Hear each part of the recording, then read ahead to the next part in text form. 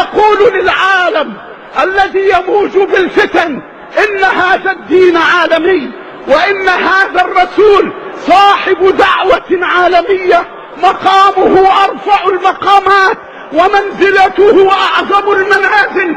وعندما خرج عليه الصلاة والسلام على بعض الصحابة يتذاكرون خصوصيات بعض النبيين، فقال قائلهم آدم خليفة الله، وقال الثاني إبراهيم خليل الله، وقال الثالث موسى كليم الله، وقال الرابع عيسى كلمة الله.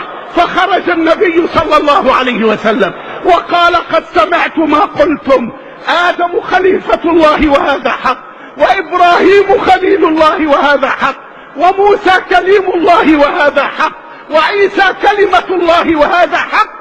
ألا وإني حبيب الله ولا فخر، ألا وإني حبيب الله ولا فخر، ألا وإني حامل لواء الحمد يوم القيامة تحته آدم فمن دونه ولا فخر، ألا وإني أول من يحرك حلق الجنة فيدخلها وأمته ولا فخر، ألا وإني أكرم الأولين والآخرين على الله يوم القيامة ولا فخر.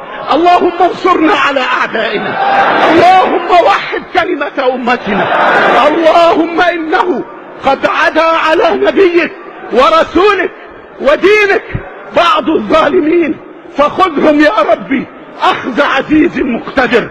اللهم إنه قد عدا على علمائك وعلى حملة سنة نبيك